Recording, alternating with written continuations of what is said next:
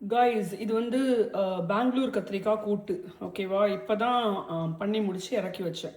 Simple guys. இது பெங்களூர் கத்திரிக்காவை நறுக்கிக்கோங்க ஓகேவா. நறுக்கிட்டு குக்கரில் அந்த பெங்களூர் கத்திரிக்காய், பயத்தம்பருப்பு, கொஞ்சம் கடலைப்பருப்பு கொஞ்சம் கெட்டியாக வரும், அதை போட்டு நல்லா வேக வச்சுக்கோங்க. சில பேர் தக்காளி ஆட் பண்ணுவாங்க. நான் தக்காளி யூஸ்வலாக ஒன்ஸ் இன் ஆயில் ஆட் பண்ணுவேன், ஆனால் இப்போ ஆட் பண்ணல. வேணும்னா எங்கள் அம்மா யூஸ்வலாக தக்காளி ஆட் பண்ணுவாங்க, பட் நான் இன்றைக்கி ஆட் பண்ணலை. வேணும்னா உங்களுக்கு தக்காளியும் ஆட் பண்ணி அந்த பருப்போட வேக வச்சுருங்க. வேக வச்சுட்டு அதை வச்சுருங்க தனியாக. அதுக்கப்புறம் ஒரு இலுப்பச்சட்டியில் கொஞ்சோண்டு ஆயில், கடுகு, கொஞ்சோண்டு உளுத்தம்பருப்பு நல்லா கொதிக்க விடுங்க. நல்லா வறுத்துட்டு நல்லா தாளித்து விடுங்க. தாளித்து விட்டதுக்கப்புறம் இந்த பெங்களூர் கத்திரிக்காய், பயத்தம்பருப்பு, கடலைப்பருப்பு போட்டு வேக வச்சிங்கல்ல குக்கரில், அதை வந்து இறக்கி இந்த அப்படியே நான் தாளித்து நல்லா ரெட்டிஷாக ஆனதுக்கப்புறம், அதாவது தாளிக்கிறது வந்து கொஞ்சோண்டு எண்ணெயை ஊற்றிக்கிட்டு கடுகு, கொஞ்சோண்டு உளுத்தம்பருப்பு நல்லா போட்டு நல்லா வறுத்துட்டு நல்லா தாளித்தோடனே அப்படியே இந்த வேக வச்சிங்கல்ல அதை எடுத்து அதில் அப்படியே கொட்டிக்கோங்க.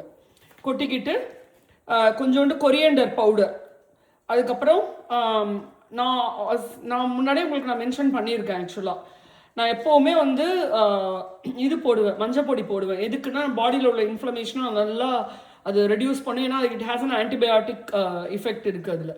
ஸோ மஞ்சள் பொடி, அப்புறம் கொஞ்சம் காரப்பொடி, அப்புறம் நான் ஊர்லேருந்து சாம்பார் பொடி என்னோட அம்மா இருந்த வரைக்கும் என்னோட அம்மா அரைச்சிட்டு இருந்தாங்க. இப்போ நான் unfortunately I lost my mum to COVID, அம்மா இல்லை. அதுக்கப்புறம் என்னோட அண்ணா ஒய்ஃப் வந்து 2 வாட்டி அரைச்சி கொடுத்தாங்க.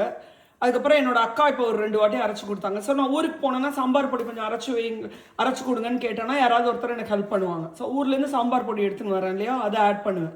ஸோ கொஞ்சம் மஞ்சள் பொடி போட்டுக்கோங்க, கொஞ்சம் காரப்பொடி, சாம்பார் பொடி போட்டுட்டு உப்பு எல்லாத்தையும் போட்டுட்டு கொஞ்சோண்டு கருவேப்பிலை இருக்குல்ல, இல்லை புதினா, இதை நல்லா தூவிட்டு நல்லா மிக்ஸ் மீடியமில் கொதிக்க விட்டு நல்லா கொதிக்க நல்லா மிக்ஸ் பண்ணி விட்டுட்டு நல்லா ஒரு கொதியல் வரட்டும். கொதிச்சோடனே அப்படியே எடுத்து அணைச்சிட்டு அப்படியே இறக்கிடுங்க. இதுதான் ரொம்ப சிம்பிள். இப்போ நான் அதுதான் உங்களுக்கு காட்டுறேன். அப்படி தான் நான் பண்ணியிருக்கேன், அதுதான் நான் உங்களுக்கு காட்டுறேன்.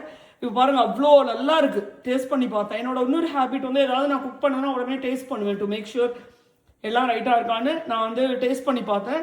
ஸோ இது வந்து நீங்கள் ரைஸ்க்கும் யூஸ் பண்ணிக்கலாம். அண்டு நான் இப்போ ஆனால் ரொட்டிக்கு தான் இந்த கூட்டாக யூஸ் பண்ண போகிறேன். நீங்கள் ரைஸ்க்கு தொட்டுன்னு பசஞ்சு சாப்பிட்லாம். இல்லை நீங்கள் ரொட்டி அந்த மாதிரி ஏதாவது பண்ணிங்கன்னா அதுக்கு சைட் டிஷ்ஷாகவும் நீங்கள் இதை வந்து குக் பண்ணலாம். ட்ரை பண்ணி பாருங்கள், நிச்சயமாக உங்களுக்கு பிடிக்கும். ஓகேவா, நான் உங்களை இன்னொரு வீடியோவில் பார்க்குறேன். பாய்.